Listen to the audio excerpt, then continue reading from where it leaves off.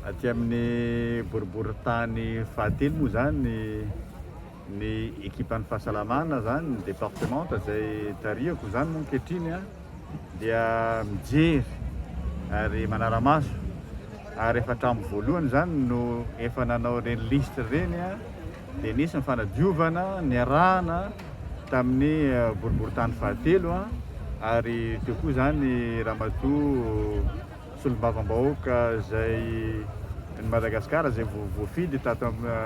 anatin'ity boriboritany fahatelo ity sy ireo miaraka aminy zay niara nisalahy ka dia ao anatin'izay zany dia hosinganiko manokana ireo namana rehetra zay niara niasa indrindra fa ny mpiasan'ny fahasalamana zay ny kely aina satria anjarany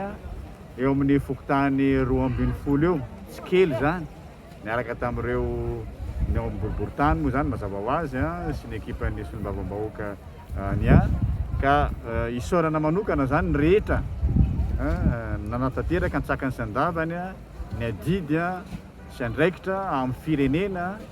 satria ny ady amin'ny coronavirus dia mila ny fiarahantsika rehetra miara-mientana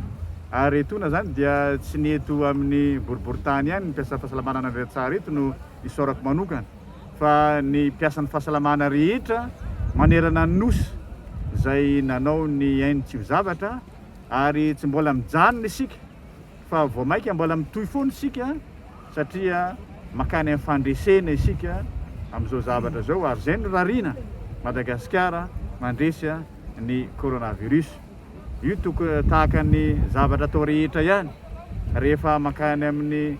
famariparana no ohatran'ny lalao baolina vao maika rehefa hita fa misy vokatra dia vao maika ampitomboina ny erizika rehetra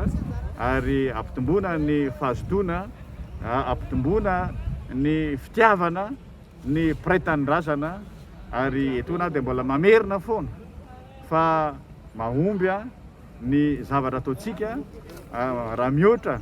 amin'ny firenena hafa zay mitovitovy azo lazaina hoe azo ampitoviana amintsika zany ny toe-javatra misy eo aminy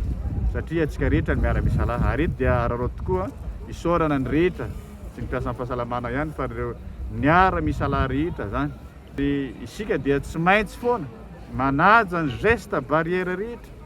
dia ny fanaovana arovava orona ao koa zany ny fanajana ny elanelana 2 metatra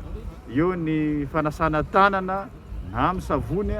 na ampiasaintsika koa efa haintsika amin'izao fotoana zao ilay gel désinfectant zany mbola mamerina fisaorana ny amin'ny isika zay niara niasa indrindra ianareo mpiasan'ny fahasalamana zany